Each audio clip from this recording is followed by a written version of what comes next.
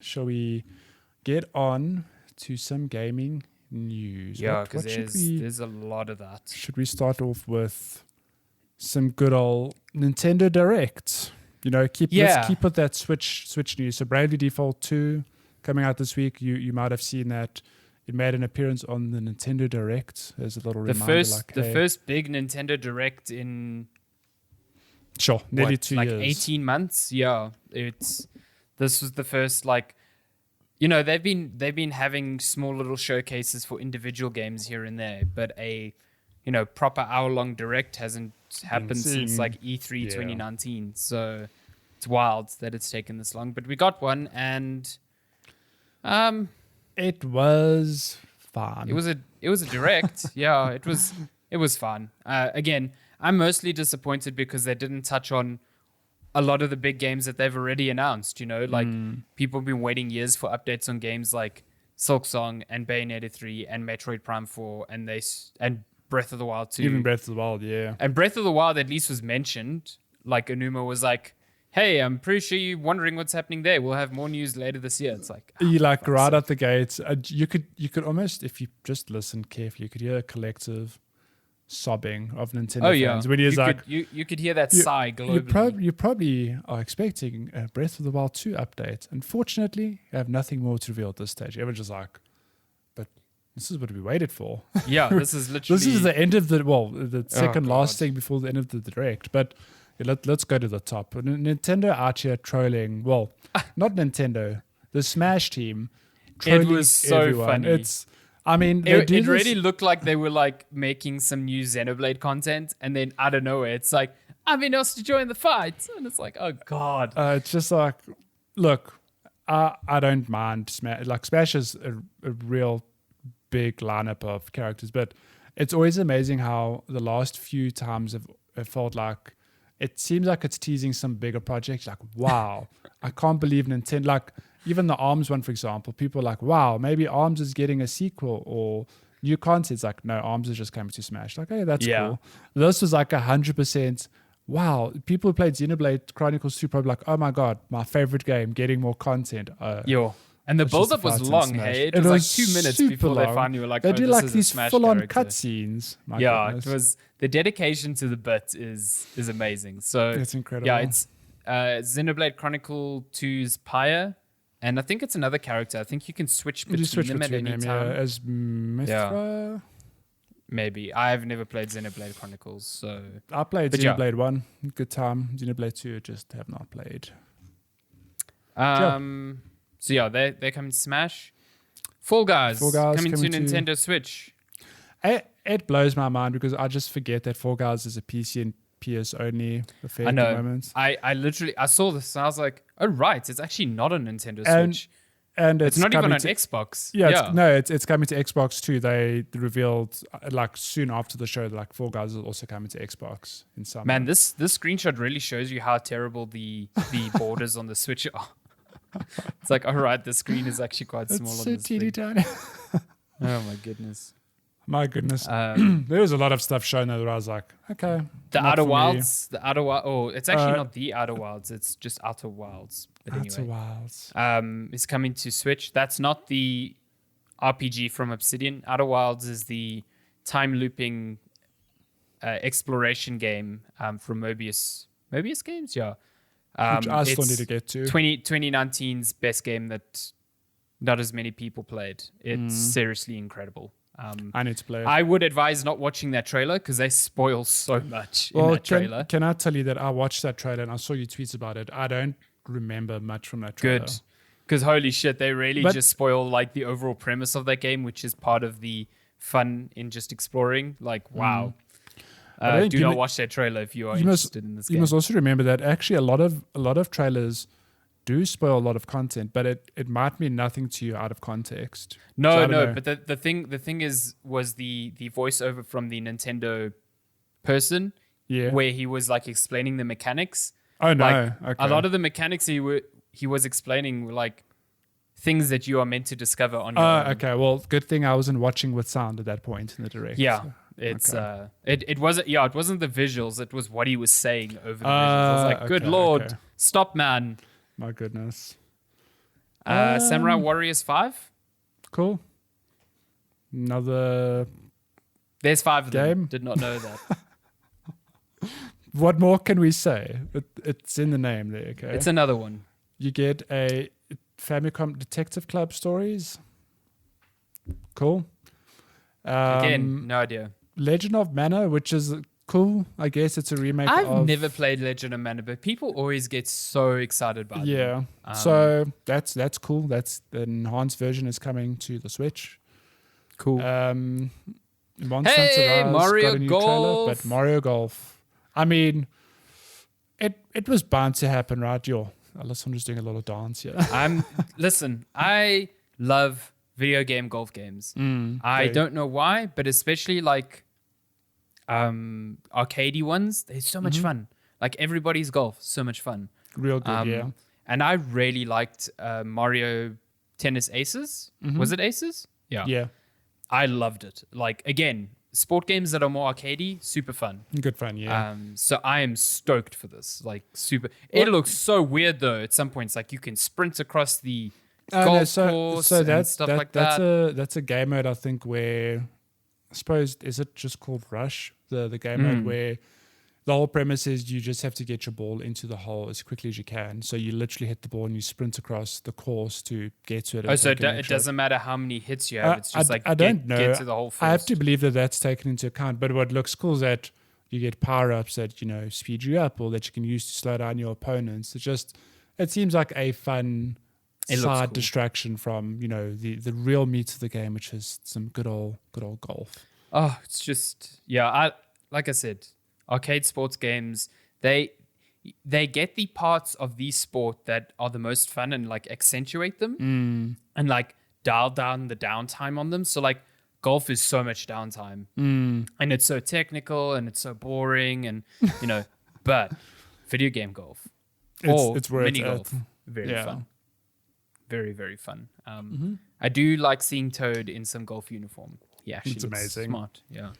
Okay, so that's coming out soon. That's in June. That's isn't it? June, I think. Yeah, May or June.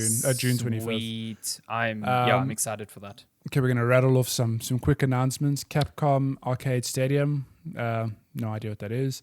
Stubbs the Zombie Rebel Without a Pulse.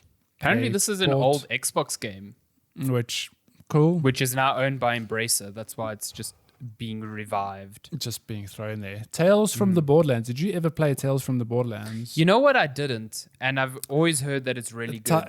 Maybe I should. It is real good, yeah. Tales from the Borderlands. I own it on PC, so I should just give it a go. Yeah, it's like, did you like Handsome Jack? Like as a villain? Yeah. Like, he was fun. He was good in that the first game had almost like no villain. So I like that he was in the second one and he was occasionally quite funny. I thought it was quite funny. So Tales from the Borderlands just gives you more of two him? other characters. No, he definitely makes an appearance because I think this is set before one of the Borderlands or between one of them. Okay. So there's obviously Handsome Jack makes, or is it after? I can't remember. I think it's after 2, if I'm not mistaken. There's more Handsome Jack, and you're introduced to new characters, some familiar ones, and it is real good. I enjoyed it from what I remember back in the day. Yeah, I've always heard the anecdote that this is the Borderlands game with the good story. Yeah, because it's a narrative game. Yeah. DC Superhero Girls Teen Power. That looked so weird. I was like, there's probably a market for younger kids to play more DC heroes, but it was just like confusing to see that be a game that came out. I don't know. It was bizarre. That was followed by No More Heroes 3, a franchise I can't say I have anything to do with. Yeah, listen, every time I see images of this game, I'm like, I should enjoy this game because it's like this dude in this ridiculous jacket with this like almost lightsaber looking weapon. It's a lightsaber. But then I see the gameplay and I'm like, nah. Suda 51, followed by it's all weird. one of the weirder announcements, Knockout City, this dodgeball-esque game. That looked fun. Yeah. That looks so fun. Ridiculous. It is such a left field thing, like because the trailer was very much like they had all these characters just doing their thing, and then they showed gameplay. I was like, oh, it's actually just dodgeball. Yeah, like, it looked fun. I think as like a little multiplayer distraction could be a good thing. Yeah. And then Neon White, which I've later discovered, I think I saw you tweet it out, is made by the same person who did Donut County. Yeah, I think his name is Ben Esposito, if I'm not mistaken. Which is so weird because Donut County, game about a very raccoon, different game. Game about a raccoon and giant holes. Yeah, it's more like a very chill puzzle game. Neon White is like, is it a deck building shooter? Okay, it's like so that was like the thing that really caught my eye here, is that I can't really tell what type of game it is. Like, Kotaku describes it as an anime shooter. I don't know. To me, it almost looked like you were almost on rails, and you had to like very quickly decide on what cards to play, and that would enact some shooting. String some stuff, yeah. Yeah, but it looked so fast paced. The reason I feel the same is because no one can use the analogs that accurately on the Switch. Sorry to be that guy. You're not playing with a keyboard and mouse. Don't tell me that you could like full 180 and look up and like snapshot 180 like no that. scope. Listen, just because you can't do it doesn't mean it's not possible. It's impossible. This was probably one of the standouts for the direct for me, just because like it looked gorgeous. It had such a striking art style, and its gameplay just looks so unique. So yeah, I'm all in on this. Next winter, so that's later this year. It's interesting. And then what is Miitopia? Miitopia. Cool. Listen, Miitopia is one thing. Like, you know, I played a lot of Street Pass on the 3DS. But I never got into Miitopia because that just felt like, hey, what if you really like those games and want a whole game about them? Yeah. You know, if they brought Street Pass to Switch, though, holy shit. I mean, why has the Switch not gotten a Street? Look, I know it's the 3DS is a completely different thing, but again, not, you know, let's just pretend COVID's not a thing. Okay, people are out in the wild with their Switches. Okay, it's like, why not have Street Pass? I thought it was such a cool feature. I think it would be so cool locally because I feel like Street Pass never took off here because the 3DS was never as big as but the Switch is a thing here. So I mean, I only really interacted with Street Pass when I went to E3, and like everyone had their 3DS there. So in between meetings, I just whip open the 3DS, and the only annoying thing about Street Pass was that once you had interacted with 10 people that you had passed, it stopped until you interacted with it. So like you had to be very diligent to do that. But like I still have characters on my 3DS of like other journalists from all over the world, some game developers. I know Jeff has Satoru Iwata on his Switch, and Miyamoto because he's Street Pass. Yeah. Like it's so cool. It's like such a great feature, and I wish the Switch would get it. But it's not though. Yeah. It's not. It's getting Miitopia. So if you like the games that Street Pass had, then Miitopia's for you. Miitopia's for you. But this is the news we came for on the direct. We're getting some Mario goodness in Animal Crossing, and let me tell you, we're getting thwomps. We knew this was coming. Okay. Yeah.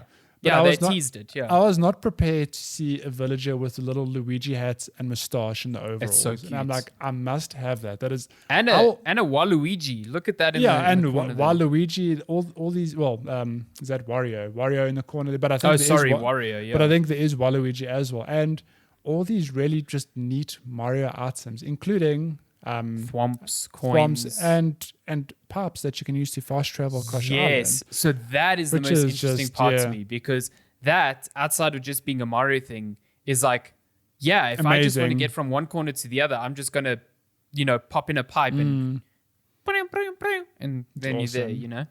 I think this little content drop is very cool. Like, and it's I look at the screenshots this coming week, isn't it? It's like 26th of February. It's out. Yeah. Sick. So it's pretty soon. So cool. Oh my goodness. And then okay, talk to me about this game. The worst named game. Okay, I know it's a working title, but still, Project Triangle Strategy. Okay, so again, this is a JRPG. This is a JRPG coming out from Square Enix, which very much has the same visual style we saw in Octopath Traveler, which I believe is called like. I think it's the same devs. It must be, because it looks like Octopath Traveler. It's called like 2D HD or HD 2D. There's some name they used to describe it. It's basically, so where Octopath Traveler was a traditional almost like Final Fantasy turn-based combat. Mm-hmm. Project Triangle Strategy looks more like Final Fantasy Tactics. Okay, so can you explain the difference to me? Because So- I don't know. Okay, so what the difference is. So in a normal Final Fantasy, you'd literally just have your party of characters, and you take turns in just attacking or healing or defending, whatever. Whereas Okay. Final Fantasy Tactics, as far as I know, is very much you've got a battlefield and it's broken down into a grid, and it's think of like XCOM, for example, or Mario Rabbit. What's that Mario Rabbit game crossover? Oh, it's so it's kind kind of like that. It's kind of like that, except on a whole, like a much bigger tactical level where you need to move, take your move to a certain square, then do your move, whatever. That's it, really. Okay, I could be okay. So, I mean, is Fire Emblem not like that as well? It's like a... yeah, sort of, yeah. So I think it's similar. I mean, I can't tell you that I know the big differences between all these games. So that, to me, from my quick view of the trailer they showed, that's what it is. So, Okay, I'm in. Okay, I'm so down. the game looks visually, I love that style. I still need to play Octopath Traveler one day. But just the name, like, I know it's a working title, but Project Triangle Strategy, Project I'm just Triangle. like, why? Project Triangle Strategy. There There's is- a demo there's a out demo on the out there, eShop, yeah, though, so which is cool. I know they did that with Octopath as well. They released a demo, like way immediately. before the game came out. Yeah, so. and I played the And I demo. think at that as- point it was called Project Octopath. yeah, which made a before they lot named it. more sense, Octopath because it had 8 characters. Hey, But, Octo. Project Triangle, because there are 3 factions, I Triangle. presume. Yeah. So it's Octopath. It's like 8-legged Yeah. octopus. Oh god, just scroll past this. Okay, Good so lord. no, we have to talk about the Star Wars Hunters. Okay. So What it was is this? announced with very little context, and it didn't take long for people to realize that the developer is Zynga. Mm-hmm. You know, Same people who made Farmville, Farmville, yeah. mobile people. And it's also a free-to-play shooter coming to mobile phones. Nice. Get on your Switch. So I don't want to know anything about this. just scroll past. I'm going to scroll Let's to a game called World's End Club, which I was Yeah. like, interesting. A detective Probably not. story from the makers of Danganronpa. Okay.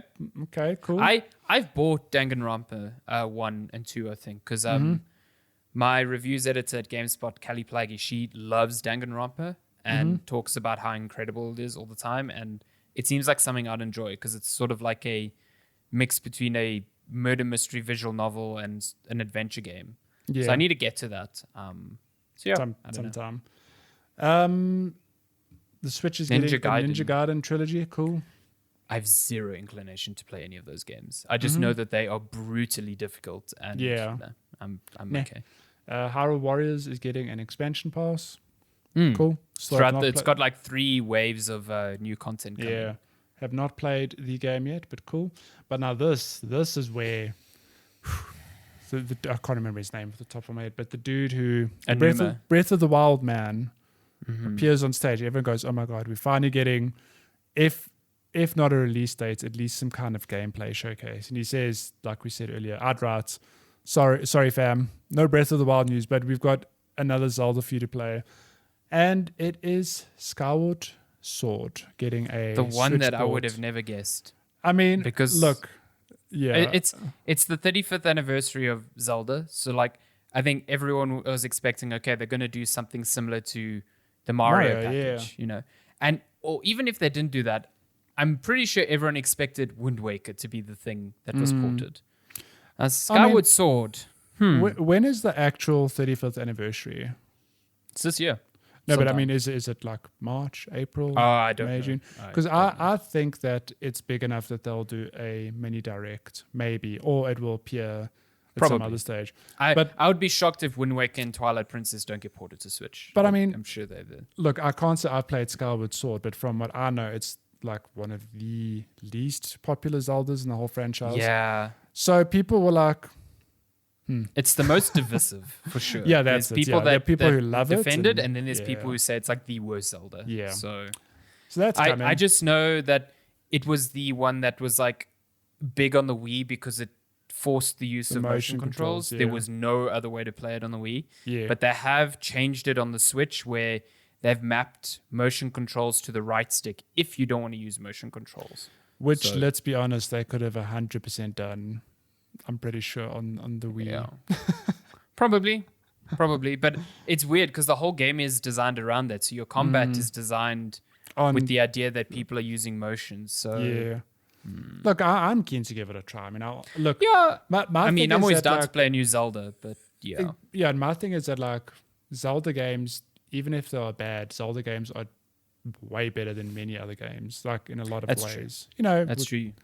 Even a bad Zelda game is still a good game. Yeah, that's essentially. And then to finish off the show, I'm sure this got you excited. We've got a reveal of some Splatoon 3, which... let me tell you, that trailer, when that started, I was like, shit, they're making a Splatoon spin-off, like a story-focused single player. Yeah, I also thought the way it started, but I think so. We never got any... The Last of Splatoon. Did we get gameplay? Like, does it count as gameplay? Sort of. It was just like snippets of the traditional multiplayer. But let me tell you, the look of this game, though that's cinematic, it's like, if that's the style that they can put on the Switch, I don't know how it would look like, if with multiplayer madness. Good. But that crisp, it's like lifelike, but cartoony at the same time. It looks really cool. Good. Yeah. So apparently, it is set in a post-apocalyptic world, and that's because of one of the results of the Splatfests in Splatoon 2. Apparently, Chaos won, and that's why the world is now like an apocalyptic wasteland. But just from gleaning at the trailer, it looks like the hub city, because there's always like a hub city. It looks a lot bigger because Splatoon 1 and 2 almost had the same hub city. Okay. I mean, a lot of people considered Splatoon 2 as almost just like an expansion of the first one. Yeah. So I'm hoping they expand this like really, more in the third game. And there seem to be a lot of new weapon types. One of them you see in the picture, there's a bow. Yeah. So that's cool. I love Splatoon. I think it's just like some of the most fun I've had multiplayer-wise on Switch. And it's just like, it's also just the premise always grabbed me. It is, Splatoon 1 is the reason I bought a Wii U. Like, it's the reason I went out and looked for a Wii U when it had basically stopped being sold in South Africa. And I was like, I need a Wii U because I need to play this game. And yeah, I loved it. I absolutely love the first Splatoon. My goodness, now this trailer's not loading. Trying to play the trailer, but it's just why have you done this to me, YouTube? Okay, whatever. Love this content. It's pretty. Go watch the trailer. It's really good. That's super pretty. Okay. I mean, that is just Nintendo Direct news. That was just other Nintendo news. Direct. Let's bounce to BlizzCon Blizzard. quickly, maybe. Yeah. So BlizzCon happened last night, and let me tell you, it was okay. Wow. Yeah. Blizzard could have skipped this year. I don't know. It's just I've fallen off the Blizzard bus, and like that's fine. It's my own personal thing. Like I feel that Blizzard aren't quite as magical as they used to be. No, however, if you are a Blizzard fan, there is a ton of content coming for you across all of their IPs, basically. So, World of Warcraft, is it another expansion? Shadowlands. Wait. You just scroll past, I think, the most exciting portion. We were going to get there. Okay, do you want to open that? Okay, fine. Yes. Blizzard is remaking Diablo 2, which, based on what I saw on Twitter and every people are like, wow, I'm so excited. I'm like, I'm also excited, but did we not know this was a thing? Because it is kind of... It looks pretty, though. It's super pretty. Like, this is not the Warcraft 3 treatment. No, I think that is the big difference. It's like an actual... It looks like an actual remake. Well, yeah, they don't say remake, but it looks like a remake. It looks like it. I mean, yeah. It looks like the Diablo 3 engine, but still retaining the sort of like 2D style of... Yeah, look at that. I mean, it looks pretty. Like you can tell it's still Diablo 2 stylings. It still looks old and gritty in a way. It's just been modernized. Well, it's been given a really coat of paint, I guess. I'm keen to play this because I actually never played Diablo 2. So I played a bit of Diablo 2 back in the day. But yeah, it's coming to consoles as well, including Switch, I say, which is the best place to play a lot of games. Which is interesting, though, because Diablo 3 was made with controller support in mind. Diablo 2 never was. So it's, its abilities I are think- far more focused on precise clicking. As Yeah, opposed to so I don't know. It's directional interesting to see. attacks. So, yeah, I don't know. But then I guess this is Blizzard's way of being like, listen, Diablo 4 is coming later. Here's something to tide you over. Remember when Diablo was good? That's. I think the one, just across the board, the one thing that was just really pushed home throughout the direct was the direct. Look at me, the BlizzCon direct. Is that they really played on Nostalgia. Nostalgia. That's the word I'm looking for. Thank you. This is why you earn triple. That like throughout the direct, it was like, even so the Diablo one, for example, it's like we all have a memory of playing Diablo 2 back in the day, and like they just playing on that nostalgia like big time. And it was really like, we'll get into it throughout the direct, but my goodness, everywhere in the direct is like, we'll get to it. So let's get to Diablo 4 quickly. So Diablo 4 still has no release date, no sort of time frame, but they did reveal that we are getting the rogue class. Oops, that is not the right. So just remind me, the rogue wasn't Diablo 3, correct? No, you're thinking of the demon hunter. Okay. The demon So that's hunter. where I got the rogue confused. was in Diablo 1, if I'm not mistaken, which is why this is like, so what they say big is, deal. my goodness, Ooh, these it trailers. is. I was going to get to the gameplay. Hang on. The cinematic was really good. Hang on. Let's just get to some gameplay. Yeah, Diablo here. 4's gameplay looks phenomenal. It's looking real good. Yeah. Look at that. Oof. Um, Okay, this looks like a class I'm going to play. Yeah. Hell Look, yes. I played a shit ton of Diablo 3. I'm very excited for Diablo 4. So It's amazing Rogue- looking at this, how much you can tell that they went back to the Diablo 2 style of game after 3. Like, I had no problem with 3, but I know that it was very that is a divisive. thing. Yeah, it is a thing Yeah. back in the day. People are like, no, Diablo 3 is too colorful. It's like, okay. I mean, this is dark is. and dreary, but it looks... I mean, to be honest, I look at this and I'm like, damn, this looks like Path of Exile. Shh, don't tell Blizzard. But yeah, so Diablo 4 is coming, and No what's the release mobile window on one? that yet. Diablo Immortals, the mobile one. They didn't show any gameplay or anything that Which I can is recall, weird but because the Twitter account was going friggin' mental before the keynote. They were like, Diablo Immortal, blah, blah, blah. And I was like, okay, a release date's going to be announced. And then it wasn't even featured. no. Look, I think overall Diablo stole the opening show. Like that's where Do you the know what they most should hype do with came, the because Immortal? Diablo They should 2, put it on mobile and put it on Switch. Oh my goodness! Just call it a day. Call it a day. But what else was shown at BlizzCon? So Shadowlands is the first big update to WoW, I think. I mean, No. Chains of- Shadowlands is the Sorry, expansion. it's expansion. Chains Yeah. of Domination, I think, is the update.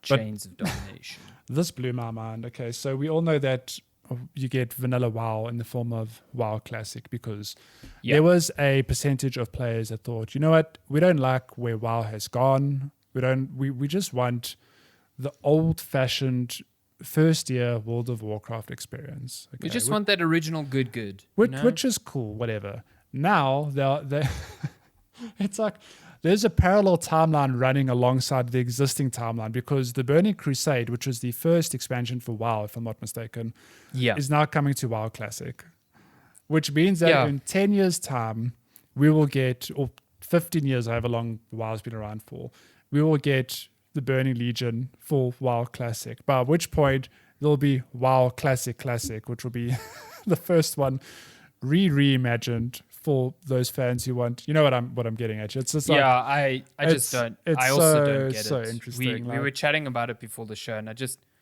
I get the idea of people really wanted that original classic WoW vibe to it, even though at the time it was really criticized for being extremely grindy and super not welcoming if you were not playing it obsessively to a point. It's something they've really refined over the years, based on what I understand. Yeah.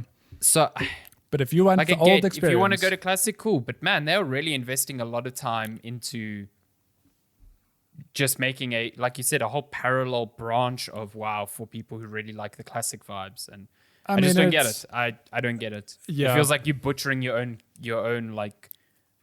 consumer base by doing that. So But if there are players who pay for it, then Clearly, Why there not, were enough you know? people playing Classic that they were like, yeah, let's just put the Burning Crusade into Classic. Like, Yeah, and next, is Lich King? I think it's just So- going to carry on that way. We're going to get a classic expansion. Do you think they'll skip over the expansions that were bad?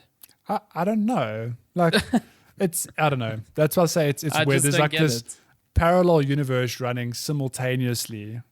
Which Yeah, is just weird. It's a very But- bizarre business strategy, but clearly it must be making must money be because working. otherwise they wouldn't be doing it, especially at Activision. So Yeah, so this whole thing of nostalgia carries on into Hearthstone, which is getting a Forged in the Barrens, an expansion called Forged in the Barrens, which is cool. But they also announced that there's going to be a new free core set of cards made up of classics and 20 new cards. But you'll basically be able to play Hearthstone Classic, which is Hearthstone in its first year before any of the expansions came about. Again, there's that nostalgia just being driven home of like, do you want the core experience? Now, you'll laugh when I say this, but don't be shocked if at the next BlizzCon they say, well, Hearthstone Classic did so well that we're releasing the first set of cards, whatever the first expansion was, and just slapping Classic onto the end of it. Like, I'd play Hearthstone Classic because that's the only sort of Hearthstone I really engaged with. well, what's as soon cool as the is that, expansion started coming out, I was like, oh, I'm out. yeah, well, what's cool is that Classic is, I mean, if this mode you can only play with the Classic cards, right? Which means that the game is now 100% inclusive to everyone. There's no paywall, for example, because I think everyone's on the same playing field.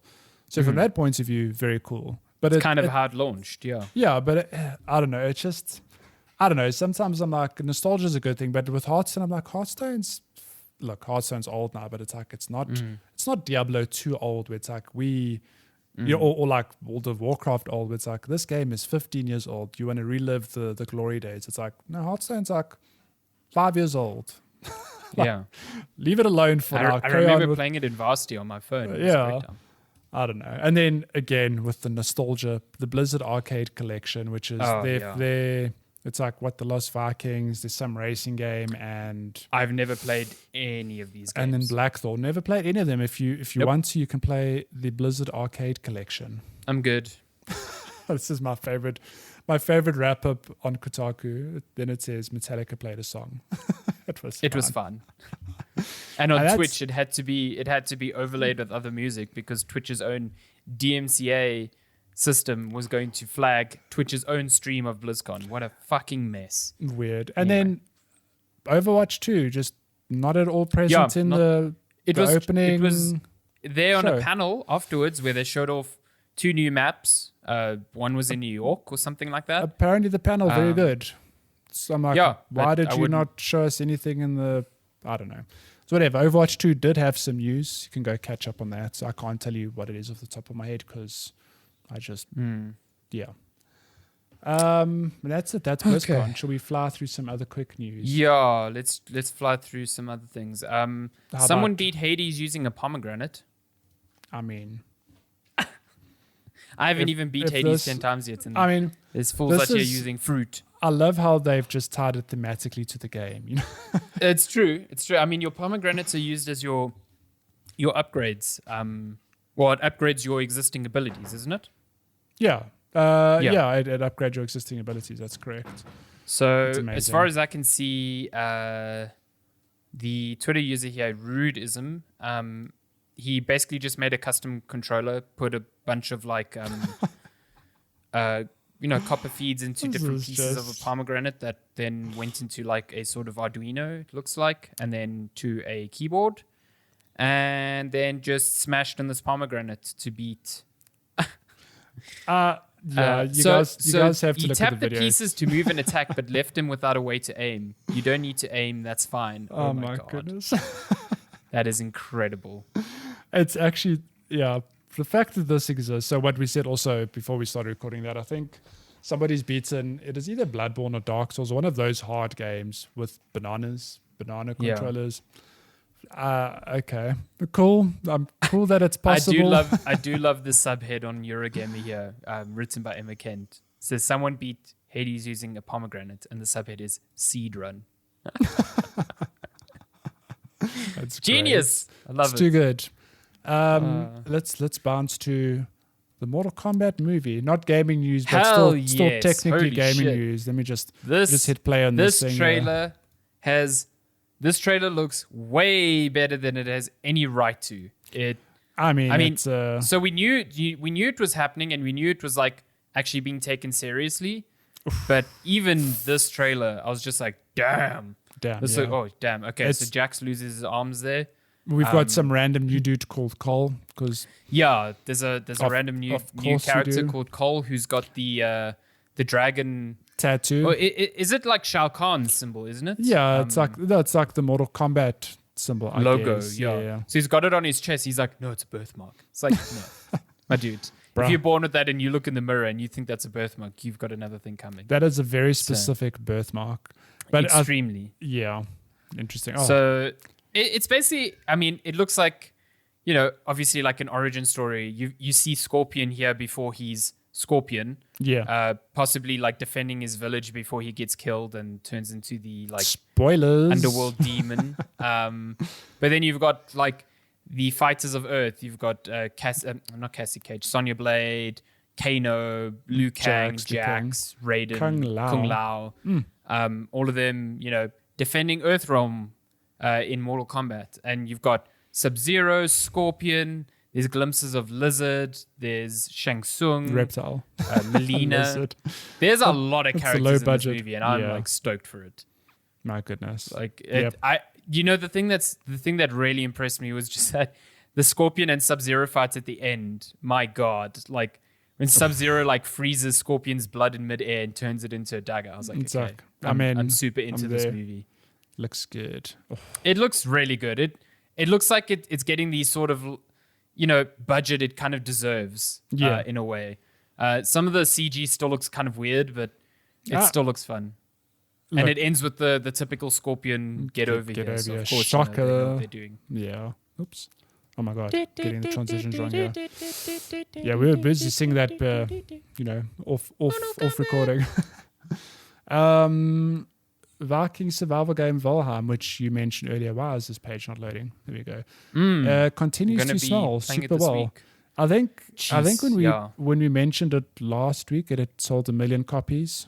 It has since sold 3 million copies in total. I think it was on Monday where it was like, in the space of like 4 days, it sold another 1 million. It's crazy. Look, I haven't watched any gameplay, so I'm quite keen to hear your thoughts. But the game must be good if it's getting this much love, Yeah, I've seen anecdotally a lot of people just really liking it, and also the thing that I like is a lot of people talking about how the community is actually really welcoming to players, because especially with these survival games, you can encounter the complete opposite.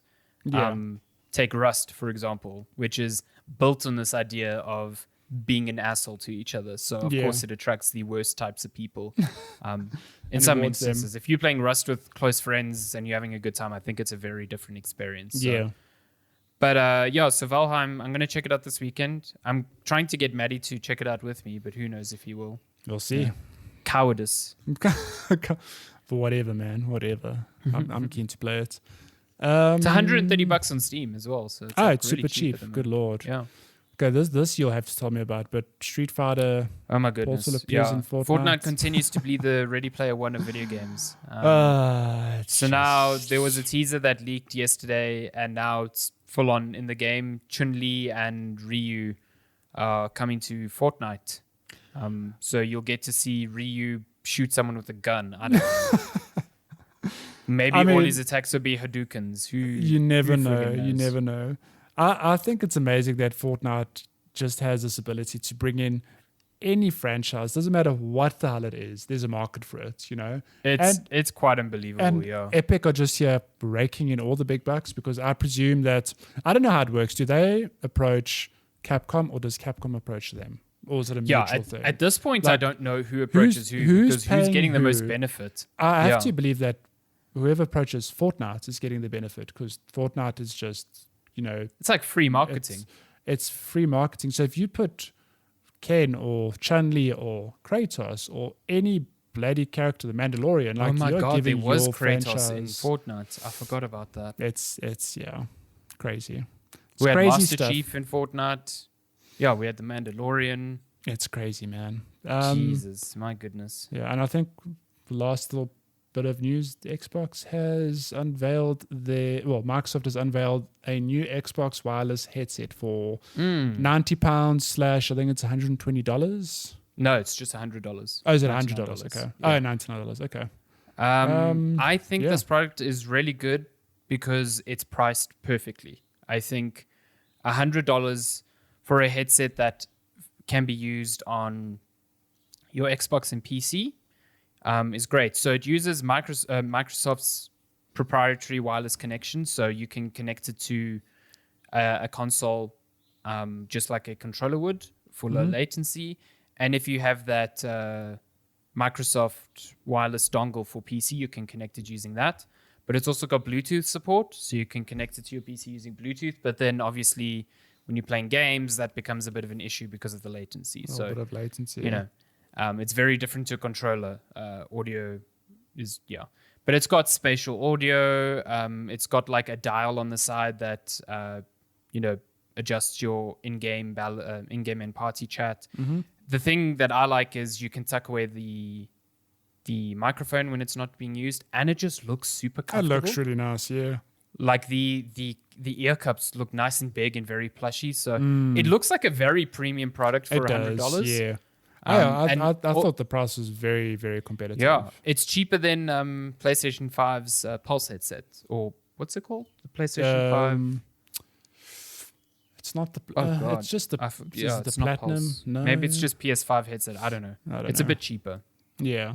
As far as I know, if I'm not mistaken, it will be 1,800 rand locally. That headset. So, I mean, that's not an impulse purchase. That's still a premium headset. But I mean, given that headsets can cost upward of like 2,500 to 3,000 rand the plus. The PlayStation 5 one is 2,500. So yeah, it's like way, way more affordable. Well, it's 700 rand cheaper. So yeah. So that's cool. Yeah, if you're invested in that ecosystem, I think it's great. Yeah. It's a good time. I think that's news. That's it.